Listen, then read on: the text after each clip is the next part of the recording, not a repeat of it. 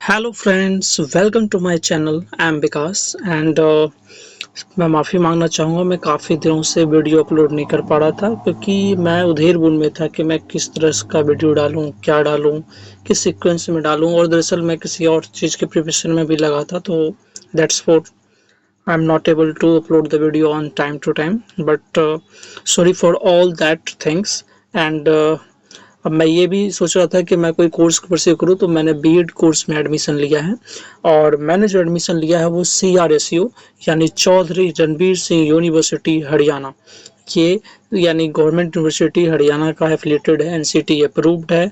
और इसमें यानी कॉलेज तो बहुत सारे हैं, बट मैंने जो एडमिशन लिया है वो यानी the highest seat allotting and containing the college of CRSU, that is Civ College of Education, that is located in Faridabad, Tigaon village.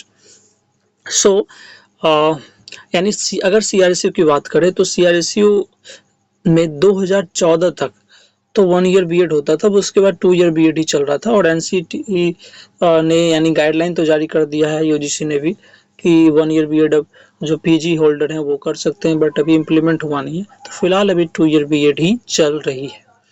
और आज दरअसल मैं सिलेबस को लेकर आया हूँ कि मैं आज सिलेबस बात करूँ कि सिलेबस आखिर किस तरह का है CRSU का।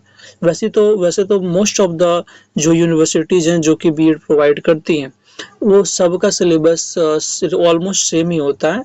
बट मैं आज जो सिलेबस लेके आया हूँ वो बीएड CRSU के लेके आया हूँ, और आप समझ सकते हैं कि सारी यूनिवर्सिटी का ये सिलेबस सेम ही होगा। थोड़ा सा माइनर डिफरेंस देखा जा सकता है। तो चलो लेट्स स्टार्ट।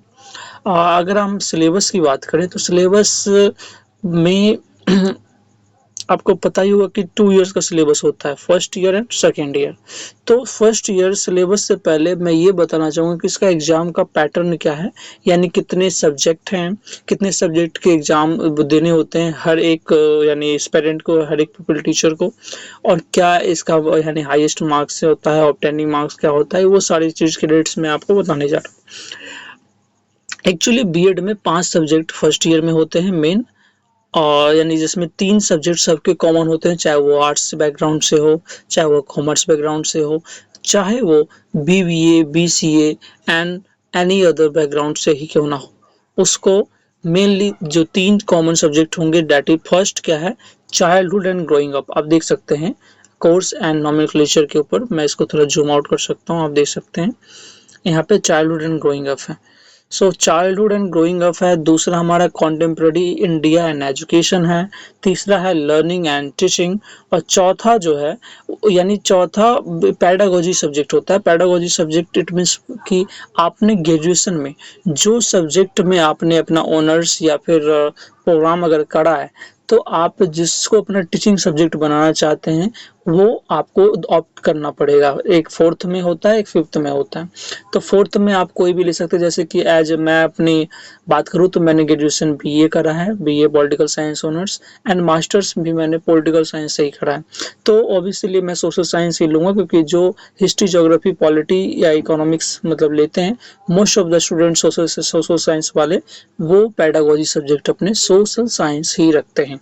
तो मेरा जो यानी चाइल्डहुड एंड ग्रोइंग अप जो है फर्स्ट चैप्टर वो सबका सेम होता है। Contemporary Indian education second paper जो है ये सबका सेम होता है। और लर्निंग एंड टीचिंग, ये तीनों जो कॉमन सब्जेक्ट हैं ये सबका सेम होता है, चाहे वो किसी भी बैकग्राउंड के क्यों ना हो।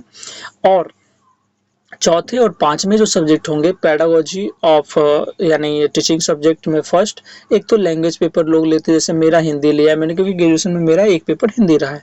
अगर किसी ने इंग्लिश पढ़ा है तो वो इंग्लिश ले सकता है, किसी ने उर्दू पढ़ा है तो उर्दू ले सकता है, किसी ने पंजाबी पढ़ा है तो पंजाबी ले सकता है। सो वो यानी उनके यानी कैरिकुलम में डिसाइड मतलब ऑलरेडी मैंशनड होता है, लिस्टेड होता है कि कौन से लैंग्वेज पेपर आप ले सकते हो।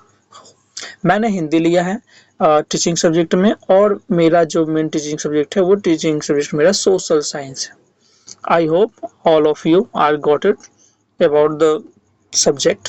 एंड अगर हम इसकी बात करें कि कितने मार्क्स की होती है, इसमें कितने थ्योरी के मार्क्स होते हैं, इंटरनल असेसमेंट के मार्क्स कितने होते हैं, क्रेडिट्स कितने होते हैं, तो मैं ओवरऑल इसकी बात करूं तो आप देख सकते हैं कि चाइल्डहुड एंड ग्रोइंग अप में 100 मार्क्स का पेपर होता है, जिसमें 80 मार्क्स का थ्योरी होगा, रिटन एग्जाम होता है जैसे आपने ग्रेजुएशन में दिया होगा, जैसे आपने अगर आपने पीजी किया हो तो पीजी में दिया होगा। तो रिटन यानी थियोरेटिकल जो यानी एग्जाम्स होते हैं जस्ट लाइक बीए में, ये भी इसमें बीएड में 80 मार्क्स का थ्योरी पेपर देखा जाता है। और इंटरनल असेसमेंट इसमें जो होती है वो 20 मार्क्स की होती है। इसमें नंबर ऑफ क्रेडिट्स की बात करें तो 4 क्रेडिट्स होते हैं। और टीचिंग पीरियड्स पर वीक, यानी हर एक वीक में मतलब जो एक पीरियड्स होते हैं टीचिंग के, मोस्ट ऑफ द 6 पीरियड ही होते हैं हर एक सब्जेक्ट के, क्योंकि पर डे एक पीरियड होता है अगर कॉलेज आप रेगुलर करते हो तो। और इसकी जो टाइमिंग है वो 3 आवर्स होती है, जो कि 80 मार्क्स के लिए दिया जाता है। कॉन्टेम्प्रेरी इंडियन एजुकेशन का भी सेम है, 100 मार्क्स का होता है, 80 मार्क्स का थ्योरी होता है, 20 मार्क्स का जो 20 मार्क्स का इंटरनल असेसमेंट होता है।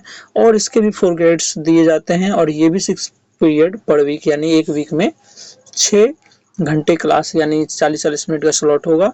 ये इसके एग्जाम सभी 3 आवर्स के होंगे, जो कि 80 मार्क्स के होंगे।